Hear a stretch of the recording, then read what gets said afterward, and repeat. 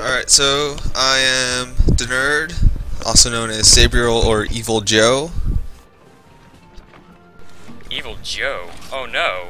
Evil Joe? I'm a mauled. I played with Evil Joe all the time when we, were actually playing Try way back when. Check this out, we're doing Raviente.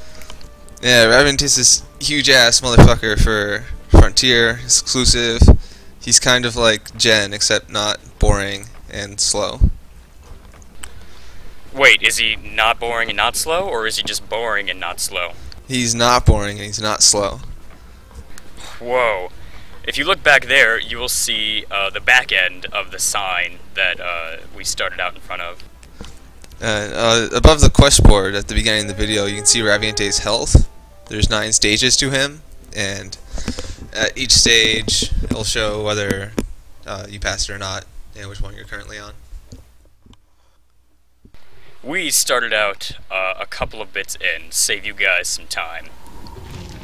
And Raviente goes to different stages, and so we'll be doing a video for each stage, including repels and the kill.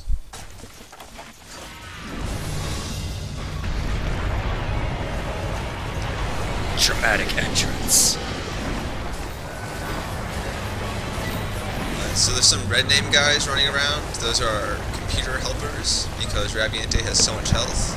Each group gets 4 people to help them dish out a little extra damage to Raviente. Now when you say each group... Alright, so Raviente is a server fight, which means that up to 32 people can fight him at a time, each broken into 4 groups as normal hunts. And he has a server health that's shared between everyone fighting him at the moment. So as a server, you have to deal enough damage to repel him and kill him eventually. So you have 32 people broken into groups of 4 with the 4 helpers all fighting him at the same time. To start Raviente, you need 25 people minimum. Also, did you check out that roar? You can't block that roar. Yeah, it made me very uncomfortable not having something I could block. You and your petty lance. That roar can't be ignored with high-grade earplugs. You need special Frontier ultra-grade earplugs to block those.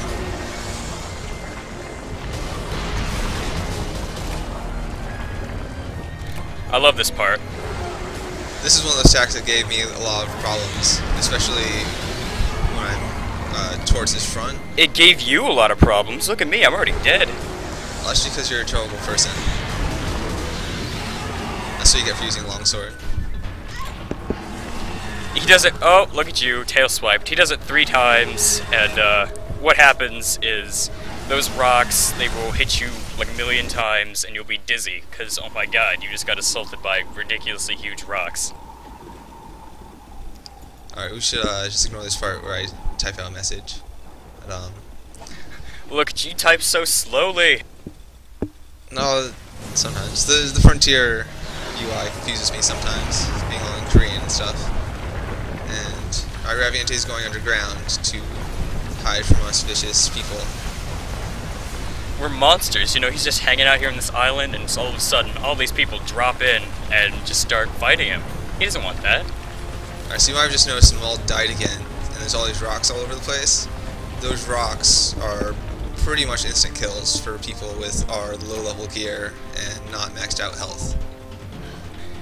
We're wearing low-level gear because, you know, since Raviente needs so many people, you can join at a very early point in your hunting career in Frontier. And yet again, I die to these fireballs that are just erupting from the ground. The idea behind the giant pillars of spikes, I think, is that since Raviente is underground and he's so freaking huge that he just pushes the island out of the way as he digs around down there. Which is kind of a neat little gimmick, I think. He's gotta be, like, in the water or something, because there's no way this island continues down far enough to hold this entire monster. I guess maybe part of it in the water. Who knows? That's probably how he gets to the other islands, actually, because he's just swimming underwater. He's a giant leviathan. That actually makes a lot of sense. I don't know what he's doing. Oh, he's just going back underground. I don't know if I have a good shot of it, but in the middle of Raviente, instead of it being all scales, there's a large rocky part of him. And I don't know whether that reduces the amount of damage he takes or increases it, but it's kind of neat. It makes a really nice hat. Also, Maul just doesn't know how to dodge that tail. I don't know what's with that. No, I'm really bad at it for this first island. What's worse is I've done this a couple times with you. Yeah, this is not our first Raviente fight. This is actually our second Raviente fight. The entire... Second in 1 night. Oh yeah, second in 1 night. It's because the VR is making us fail.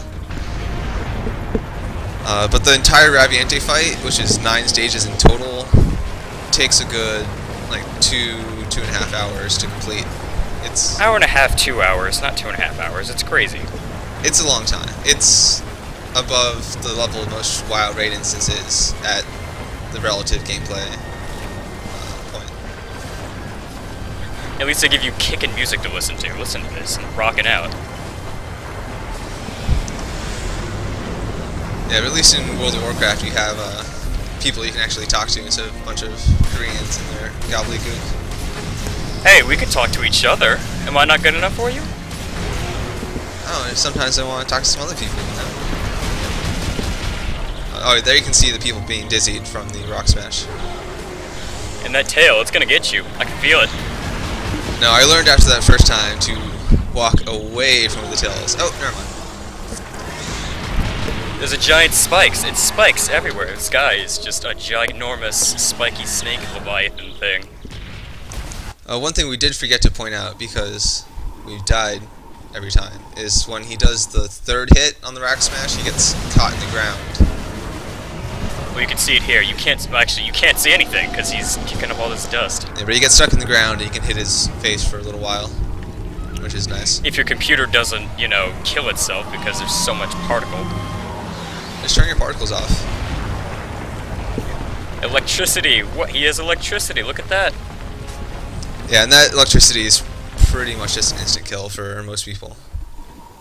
And Getting out of here. yeah, I farcasted because I didn't want to deal with dodging the spikes and dodging the tail.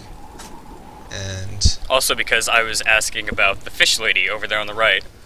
yeah, at each stage they have different helpers in different armors, and also these 4 people up here, and they always show up in different armors in different spots doing different emotes. They just hang out. I don't know what their purpose is. Maybe they're here to watch us flounder around down there. We have a Mosswine armor, the Feline Chef, the Plesioth, and a different armor set I didn't recognize. He's got a dude with a plunger. That's about all you need to know. Oh! And this happens sometimes. You'll just go back to fight Raviente, and you just happen to fall down while he's doing an attack, and you just die. And I think he was just sort of doing a snake kind of thing. He was, you know, going across the ground over the big hole. He probably, someone wanted to get a shiny, and Raviente's like, no. that wouldn't surprise me. So one thing... Whenever he digs down onto the ground, he drops his shiny. You should keep that in mind. It's never anything cool. It's like a scale. Or sometimes it's a berry that you can eat, but we don't know what it does. We're not Korean enough. So one thing you may have noticed is that we've died a lot of times so far. So you would think that after the first 3 deaths we would have failed this mission. But no, this mission is special. This mission has a global, you know, there's global health for Raviente, and there's global death allotment for all of the people participating. Right here, this is a good example. We just got extra points because we've done enough damage to Raviente. He gets a little blue smoke around him to let everyone on the server know that congratulations, you're doing a good job. When you die, you lose 1,000 points, and at the beginning of Raviente, you start with 50,000. Every time you get the blue smoke deal, it's another 30,000 points. So that's, you know, 3 or 30 deaths for everyone in the server. And so when you're playing with the Koreans, since they're pretty good and they don't die very often, it's like playing with infinite lives, which is a nice little touch, I think. It makes it more fun for me. He's Teostra now, look at this. Yeah, Amal just can never dodge that attack. I don't know why. It's really fast. Giant fireballs. You can block that, but you might as well not. Look at how much damage you took. That hurt. You're on fire and everything. Yeah, that's because I blocked it. Normally if that hits me, I just die. The plus side is, oh look at you, tail. The plus side to having the lives is even if you everyone manages to burn through the 50,000 you begin with and don't have any extra, you are still allotted the 3 normal deaths, but instead of just failing Raviente outright, you can you're just kicked out. You have to go back and keep doing damage. So, here's where you get to attack him a bunch, which is really nice. I'm trying to get a shot. Can't see anything. Yeah, you can hear it though. One of the people that we're playing with is really high level, and he's got, I think he has the Bale light bowgun. No, he doesn't. He has something that doesn't shoot nearly as much as the ball. It seems to though. Anyways, it's light bowguns in Frontier are ridiculous with their damage output, and you get 1,000 shots for every 1 bullet. It's crazy. Oh, run away, Raviente. So here we've repelled him from the first island, and he's going to say, fuck this island, and go on to the next one. Under the sea. All the Koreans are just really excited at this success. We're gonna rock out here. Instead of being quest clear, it's the next challenge. And at the end of each challenge, you get some rewards, get some HRP, some money. Not a lot of money for, you know, putting up with this giant snake.